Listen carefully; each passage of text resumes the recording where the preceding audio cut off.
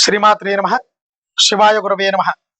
2025 విశ్వావసునామ సంవత్సరంలో కన్యారాశి ఫలితాలు ఎలా ఉన్నాయో ఒకసారి పరిశీలిద్దాం. ఉత్తరా నక్షత్రం 2, 3, 4 పాదాలు, హస్తా నక్షత్రం 4 పాదాలు, చిత్తా నక్షత్రం 1, 2 పాదాలు ఉంటాయి. అలాగే కన్యారాశి వారికి ఈ సంవత్సరం ఆదాయం 14, ఖర్చు 2, గౌరవం 6, అవమానం 6గా గోచరిస్తుంది. ఈ రాశి వారికి శని ఈ సంవత్సరం అంతా శుభగ్రహమే.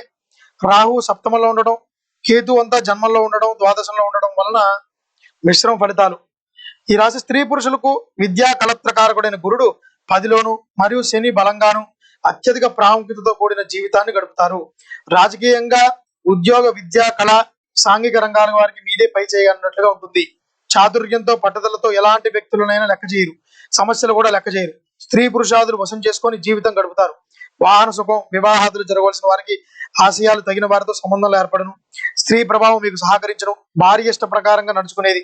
ఆమె ప్రభావం చేత విలువైన వస్తువులు సేకరించుట, గృహ జీవితానందం, పుణ్యక్షేత్ర సందర్శన, పుణ్యకారాలు చేయుట, సంఘంలో పేరు ప్రతిష్టలు పెరుగును. స్థల మార్పులు, గృహ మార్పులు, తాము పట్టిందల్లా బంగారం ఉన్నట్లుగా ఈ సంవత్సరం వీరికి ఉండను. అలాగే కోర్టు దావాలు, అప్పీల్లో జయాభివృద్ధి, గృహంలో శుభకార్యాలు కలిసి వచ్చుట, కొన్ని కార్యాలు మధ్యలో నిలిచిపోయినప్పటికీ తిరిగి చివరికి సర్దుకొని కార్యాలను పూర్తి చేసేటువంటి అవకాశాలు కూడా ఉన్నాయి. ఈ సంవత్సరం ఉద్యోగులకు బాగా కలిసి వచ్చును. గత కొద్ది కాలంగా పడుతున్న బాధలు తొలగిపోవును. ఉల్లాసంగా, ఉత్సాహంతో ఉంటారు. అధికార మనల్ని పొంది ప్రమోషన్స్ తో కూడిన బదిలీలు, కేంద్ర రాష్ట్ర ప్రభుత్వ ఉద్యోగులకు ఇంక్రిమెంట్లు, ప్రమోషన్స్ తో మీ పనికి తగ్గ గుర్తింపు లభిస్తుంది. ఎప్పటి నుంచో ఎదురు చూస్తున్నటువంటి ప్రమోషన్స్ కానీ, ఇంక్రిమెంట్లు కానీ ఈ సంవత్సరం పొందేటువంటి అవకాశాలు అయితే ఉన్నాయి. అలాగే గృహ నిర్మాణాలు, జీవితంలో స్థిరత్వం పొందుతారు. పర్మనెంట్ కాని వారు కూడా ఈ సంవత్సరం తప్పనిసరిగా పర్మనెంట్ అయ్యే అవకాశాలు కూడా ఉన్నాయి. రాజకీయ నాయకులకు కూడా ఈ సంవత్సరం మంచి కాలం అని చెప్పవచ్చు. కష్టానికి తగిన ఫలితం లభిస్తుంది. మీ సేవల అధిష్టాన వర్గం గుర్తించి ఏదో ఒక పదవి ఇవ్వడం, ప్రజల్లో మంచి గుర్తింపు, ధనం ఖర్చు అయినా సరే అధికారం లభిస్తుంది. ధనపరంగా లాభం లేనప్పటికీ కూడా అధికార పరంగా లాభం ఉంటుంది. ప్రజల్లో మంచి గౌరవం ఉంటుంది. అలాగే అధికారులతో సత్సంబంధాలు ఏర్పడతాయి. కళాకారులకు మాత్రం అంత అనుకూలతగా కాదని చెప్పచ్చు. విజయాలు లేక నూతన అవకాశాలు అంతంత మాత్రమే.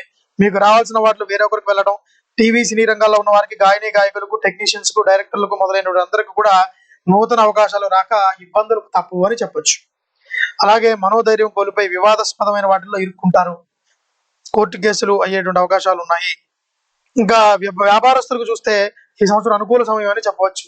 ఆశించినంత మేరకు లాభాలను పొందుతారు. హోల్సేల్, రిటైల్ వ్యాపారాలు కూడా బాగుంటుంది. నూతన వ్యాపారాలు ప్రారంభిస్తారు. జాయింట్ వ్యాపారులకు మాత్రం భాగస్వాములతో కొంచెం భేదాభిప్రాయాల వల్ల విడిపోయినా సరే విడివిడిగా కూడా లాభాలను పొందుతారు.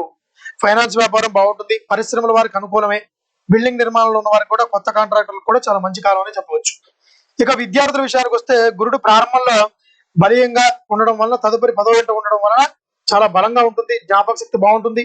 పరీక్షలు బాగా వ్రాసి మంచి మార్కులు సాధిస్తారు. Engineering, medical, B Ed, law set మొదలైన ఎంట్రన్స్ పరీక్షలందు కూడా మంచి ర్యాంకులు పొంది కోరుకున్న సీట్లను పొందుతారు. ఇక శని, రాహు వలన చదువు కొంచెం ఆసక్తి తగ్గి ఇతర వ్యాపకాలతో కొన్ని సబ్జెక్టులందు ఫెయిల్ అయినా కూడా చివరికి మాత్రం ఉత్తీర్ణత పొందేటువంటి అవకాశాలు అయితే ఉన్నాయి. అలాగే క్రీడాకారులకు కూడా అనుకూలమైనటువంటి సమయం అని చెప్పవచ్చు. వ్యవసాయదారులకు 2 పంటలు కూడా లభిస్తాయి. ఆర్థిక సమస్యల నుంచి బయటపడతారు. పంట దిగుబడి పెరుగుడు చేత రుణాలు తీరుతాయి. ప్రభుత్వ సహాయకారాలు లభిస్తాయి. కౌలుదారులు కూడా అనుకూలమే. గృహంలో శుభకార్యాలు జరుగుతాయి. చేపలు, రొయ్యలు, చెరువుల వారికి కూడా మంచి లాభాలు ఉంటాయి. మొత్తం మీద ఈ సంవత్సరం కన్యారాశి వారికి మంచి కాలమే అని చెప్పవచ్చు. అత్యంత అద్భుతం అని కాకపోయినా అనుకూలమైనటువంటి సమయం అనే చెప్పచ్చు. అలాగే రాహుకేతు వలన కొంచెం నరఘోషగా ఉండటం వలన వీరు రాహుకేతులకు జపాన్ని, హోమాన్ని చేయించుకోవడం మంచిది అని చెప్పవచ్చు. శ్రీమాత్రే నమః.